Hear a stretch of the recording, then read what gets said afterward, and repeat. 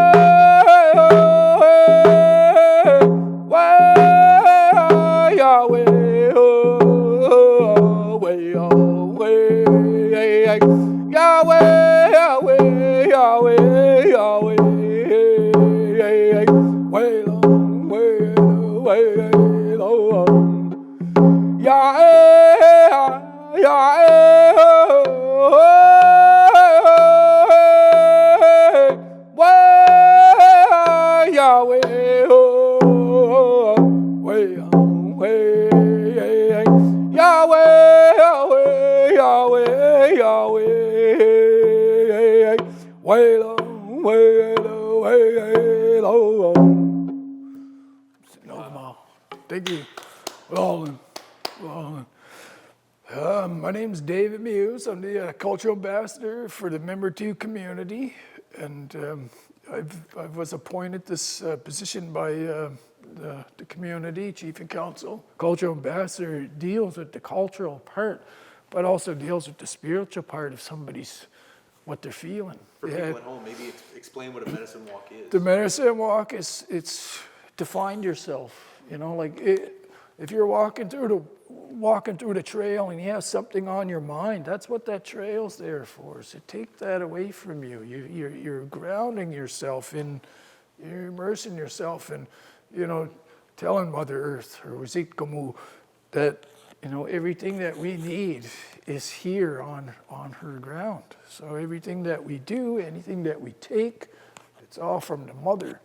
So when we go into the medicine walk, you know, I started off like the song I did, the blessing song, the first song that I did. That's how I greet the guests that coming in, and I get them to introduce each other. So maybe they know each other, but I don't know them. It's important to connect. So that's one part of that medicine walk, that it makes it unique to connect. So our team that we had at the time, when we did our, you know, just a walk through the medicine walk, they said, you have all 5 senses to an experience. And I was like, wow, really? It's like, yeah, you have every element you need that says it's a 5-sense experience. What are the 5 senses? You know, there was music, you got to take a workshop, you got to go on a medicine walk, you got to interact with dance, you got to touch and taste some of the, you know, the plants or some of the trees that are out there. But I, like with the medicine walk, I always just encourage people, the walk itself, you know, you're getting medicine, just you being here, and then, you know, letting them feel that they're supposed to be there. So I say, oh, you're here. That's good. You're supposed to be here.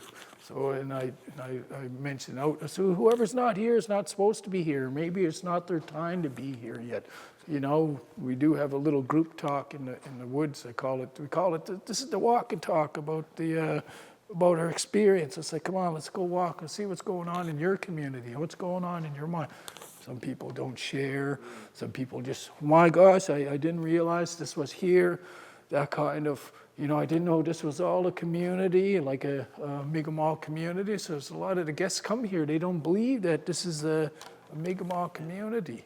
Give me a little description of what the walk is. What time do you get there? What time does it end? Is there lunch break? Give me like a little description of like what the day what it looks like. Well, some people, they stop in the morning. Some people get to like 8:30 in the morning. So say we're doing a 9 till 12.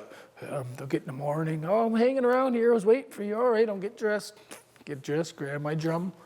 Are you all ready? Yep. And then Uncle Ike shows up at the bus. So I said, I know if Uncle Ike shows up at the bus, I know we're having a walk. If the bus is late, then we're going to have to call him up. You know, that kind of thing. Stuff happens, you know, anything like that.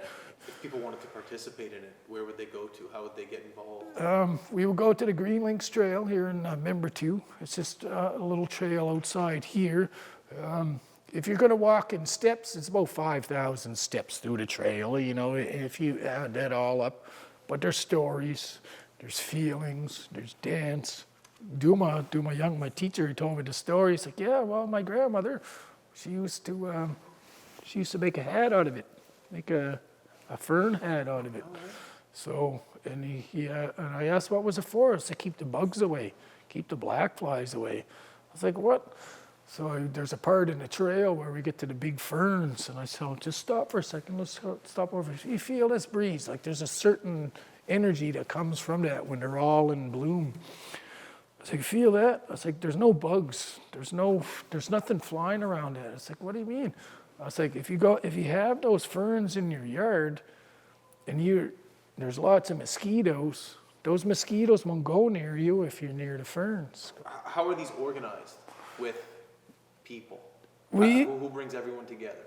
Sometimes there's events that come to the convention center or to the Heritage Park, or you know, they're recommended. Oh, take the medicine walk, or we advertise it. You can book online. Fair Harbor, that's our site that we do, but we might change it to Simple Ticks or something like that. But the future one is going to be the Culinary Medicine Walk. So that's what we're working on for future. Can you do these medicine walks in the winter and summer, rain? Does it matter what time of year? We do it from June until the end of October, because when June starts, like at the end of May, you'll see little tiny yellow flowers they call colt's foot. So that's the spring, that's the real springtime here, and the summer is really beginning when you see those little tiny flowers, and then they turn into colt's foot. Those little, the colt's foot. Yeah, and they call it gosi, or I don't think it's a gosi. Would you ever allow cameras or photographs to be taken on these medicine walks to help, promote them to the world? We did promote it over the summertime. Still Standing was here, CBC. Okay. So they promoted the medicine walk on Still Standing. So I got to hang out with Johnny Harris, and I taught him about that spiritual healing with the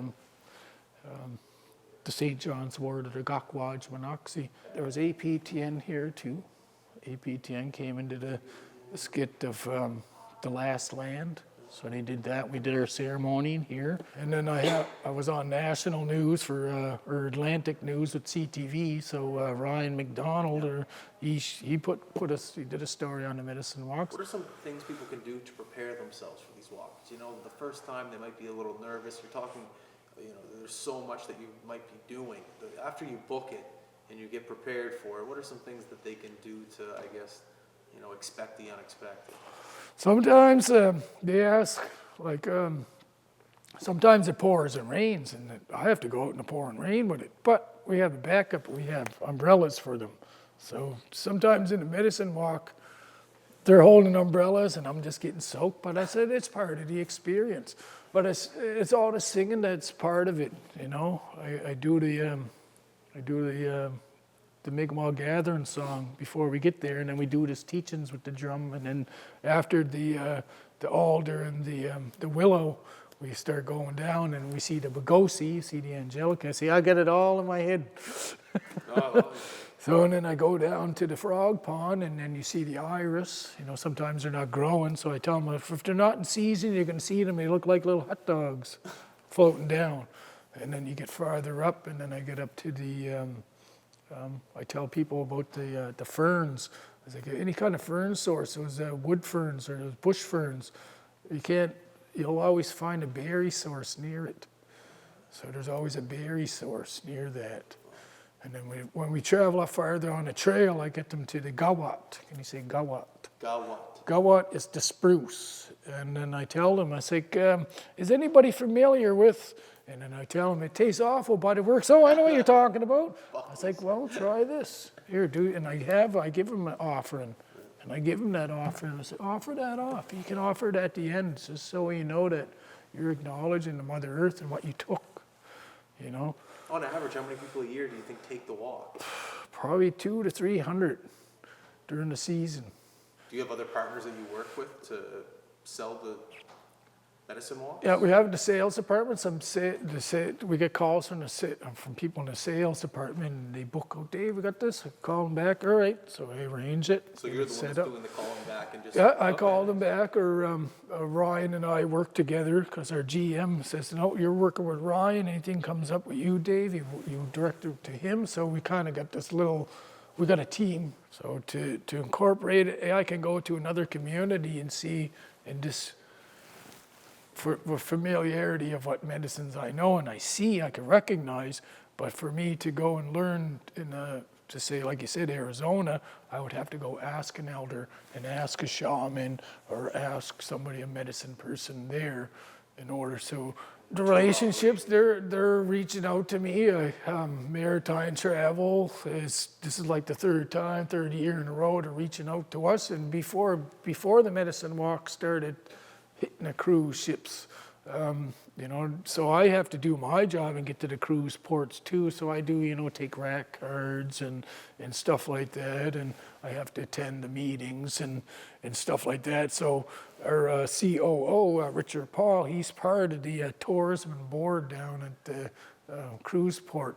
There's little projects I want to do with interpretations and get the Indian language interpreted. So you got Indian, then you got, just say if we had a Japanese person, English, French, Mi'kmaq, that stuff I want to try to, because that's how much diversity is this in Unama'ki. There's so many people here, like in different races. Igo igande ha igo gwanduda.